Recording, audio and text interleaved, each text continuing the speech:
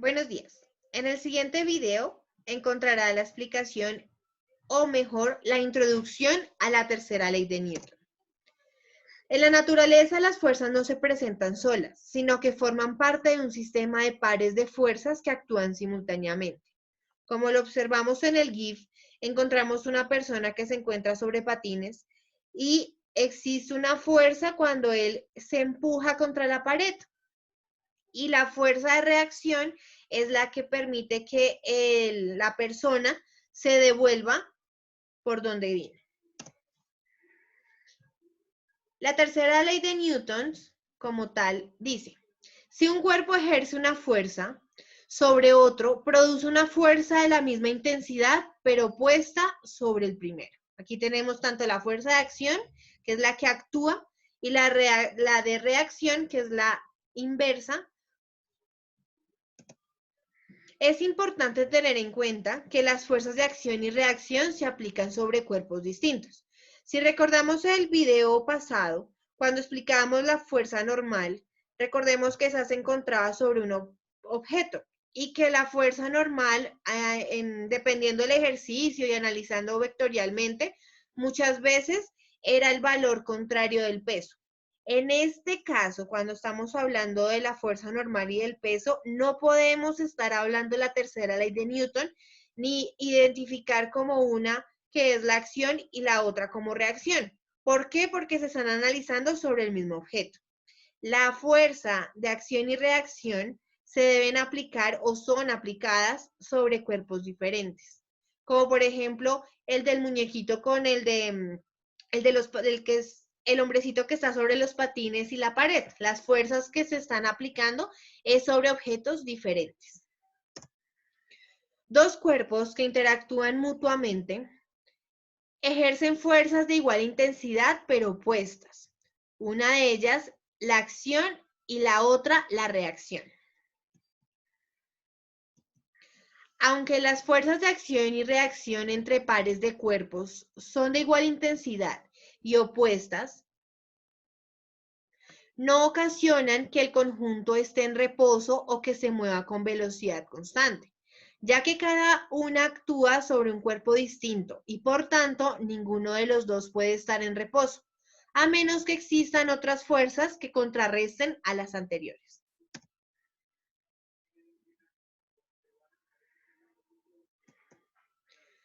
Ahora vamos a hablar un poco sobre la cantidad de movimiento lineal o momentum. Se define como el producto de la masa del cuerpo por la velocidad. Recordemos hace dos videos en la definición de la masa. La masa en ese momento se define o se definía como qué tanto se resiste el cuerpo en ser movido. Entonces, en este caso, cuando ya el cuerpo se encuentra en movimiento, va a adquirir una velocidad. Entonces, como tal, la cantidad de movimiento va a estar relacionada a estas dos cantidades. ¿Cómo? Mediante una multiplicación. La masa por la velocidad me dará la cantidad de movimiento lineal. Y en el sistema internacional de unidades estará medido por kilogramo por metro sobre segundo. Aquí tenemos un ejemplo. Si un automóvil de masa 1000 kilogramos se mueve con velocidad de 72 kilómetros por hora hacia el norte y un camión de masa 8000 kilogramos se mueve con velocidad 9 kilómetros por hora hacia el norte, ¿cuál de los dos tiene mayor cantidad de movimiento lineal? Entonces, sacando los datos que me brinda el ejercicio, tenemos la masa y la velocidad tanto para el automóvil como para el camión. Recordando que las unidades del momentum lineal es kilogramo por metro sobre segundo, observamos que las velocidades para este ejercicio se encuentran en kilómetros por hora. Entonces, antes de hacer cualquier multiplicación para calcular el momentum, debo hacer la conversión de esa velocidad.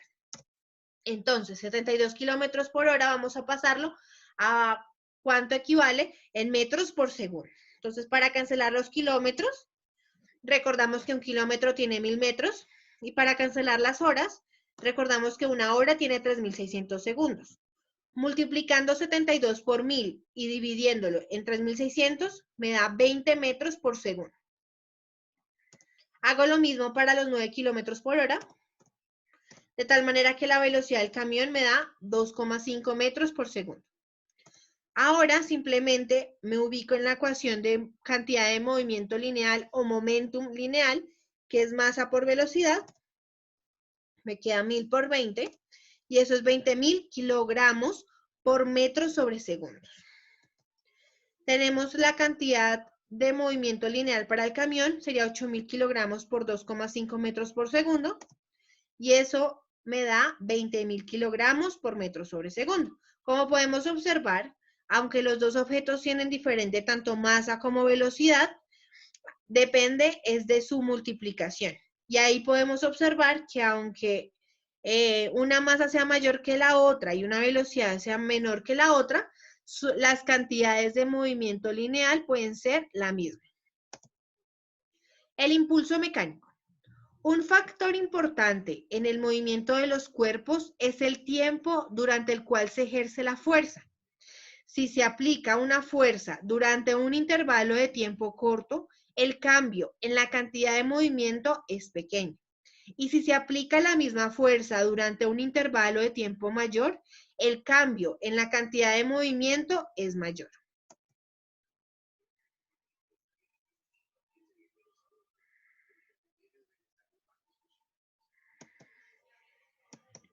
Recordemos la segunda ley de Newton, en donde podemos observar la fuerza neta es igual a la masa por la aceleración. Si recordamos a qué es igual la aceleración, ¿sí? Más o menos por allá en noveno, tercero, iniciando cuarto periodo, la aceleración es el cambio de la velocidad sobre el cambio del tiempo. ¿Cómo lo podíamos escribir? Como velocidad final menos la velocidad inicial sobre el intervalo de tiempo. Recordemos, hagamos memoria un poquito, en noveno, cuando analizábamos los intervalos de una gráfica en el movimiento lineal. Entonces aquí más o menos vamos a ir analizando y vamos a ir modificando la ecuación de la segunda ley de Newton para hallar la ecuación del impulso. Cambiando la aceleración por la diferencia de las velocidades dividido entre el tiempo, tenemos que, de esta manera, y observando que la masa multiplica tanto a la velocidad final como a la inicial, vamos a aplicar la propiedad distributiva en la multiplicación. De tal manera que me queda de esta forma, masa por velocidad final menos la masa por la velocidad inicial. Recordando que la cantidad de movimiento lineal es la masa por la velocidad, la cantidad del movimiento inicial podría estar dado por la masa por la velocidad inicial. Y la cantidad de movimiento final estaría dado por la masa por la velocidad final. Recordemos que en esta diapositiva, en este análisis, las velocidades finales están dadas solamente por la letra V. Y las velocidades iniciales están dadas por la velocidad sub cero, que es este simbolito que tenemos acá. Por lo tanto, si observamos acá la ecuación de la fuerza neta, la podemos reescribir con las definiciones del momentum lineal. Entonces, la fuerza neta es el cambio del momentum lineal sobre el cambio en el tiempo o el intervalo de tiempo. Cuanto más intensa es una fuerza, más rápido cambia la cantidad de movimiento del objeto.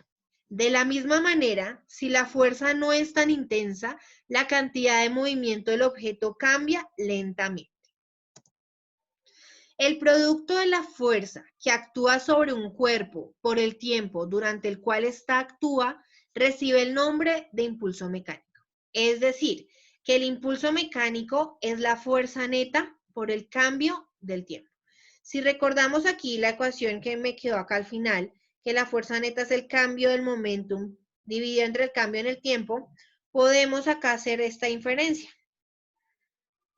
Si lo único que hice es el tiempo que estaba acá dividido, pasa al otro lado a multiplicar, de tal manera que siendo el impulso la fuerza por el cambio en el tiempo, podemos escribirlo también como el cambio en el momentum, que en este caso sería momentum final menos el momentum inicial. Las unidades en el que está dado el impulso mecánico en el sistema internacional es Newton por segundo. Ejemplo, la masa de un balón de fútbol es 450 gramos. Si el tiempo de contacto entre el pie y un balón en reposo durante un puntapié para que éste adquiera una velocidad de 20 metros por segundo es de 8 por 10 a la menos 3 segundos, determinar A, el impulso producido por el puntapié y B, la fuerza ejercida sobre el balón. Tenemos aquí los datos del ejercicio del problema.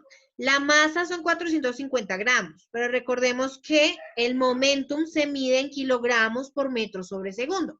Es decir, que al hacer la conversión de unidades, realizo una división, 450 dividido entre 1000, y eso me da 0,45. Esto me sirve para pasar de gramos a kilogramos. El tiempo que me lo da el ejercicio es 8 por 10 a la menos 3 segundos. La velocidad es 20 metros por segundo.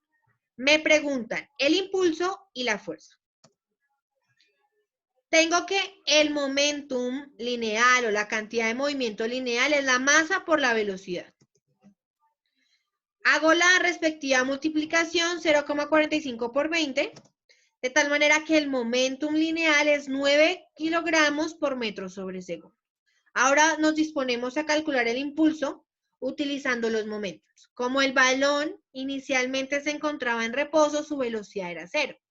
Es decir, que su momentum inicial era 0. Es decir, que al hacer la respectiva resta, 9 menos 0, pues eso me da 9. En este ejercicio, o cuando el objeto se encuentra inicialmente en reposo, yo puedo igualar el impulso a la cantidad de movimiento final o a la cantidad de movimiento lineal que adquirió el objeto después de haber sido golpeado, por ejemplo, en este caso, el balón con el pie. De acuerdo a esto, para calcular la fuerza, recordamos que el impulso también puede estar dado entre la fuerza por el tiempo. Es decir, que al hacer la respectiva análisis de esta ecuación, puedo despejar la fuerza de tal manera que me queda el impulso sobre el tiempo. El impulso son 9 kilogramos por metro sobre segundos, el tiempo es 8 por 10 a la menos 3 segundos, haciendo la respectiva división, me queda que la fuerza es 1125 newtons. Entonces, por el momento no sería nada más. Recordemos que el día de mañana tenemos el quiz. El quiz va solamente a evaluar la primera y la segunda ley de Newton. Entonces, espero que este pequeño video, esta corta presentación, nos haya introducido de una manera como amena para analizar más a profundo en la siguiente semana la tercera ley de Newton mediante un taller donde podamos calcular tanto el impulso como los momentums o las fuerzas relacionadas con estos dos conceptos. Muchísimas gracias por ver el video completo, por haber tomado sus respectivos apuntes. Les recuerdo de todas maneras que aquí en Google Classroom, aquí hay un espacio para escribir comentarios de acuerdo a cualquier anuncio que se les esté dando. Entonces, cualquier incógnita, pregunta, duda que haya surgido de esta presentación, de esta exposición, pues estaré muy al pendiente para responderles. También recuerden que nuestro aprendizaje en este momento de crisis, en este momento de clases virtuales, es colaborativo, de tal manera que vamos también a recibir ayuda, comentarios o también más dudas de nuestros compañeros. Entonces, espero pues estar en contacto. De todas maneras, mañana estaré muy al pendiente de cualquier cosa. Y muchísimas gracias por todo. Que estén muy bien, espero verlas pronto.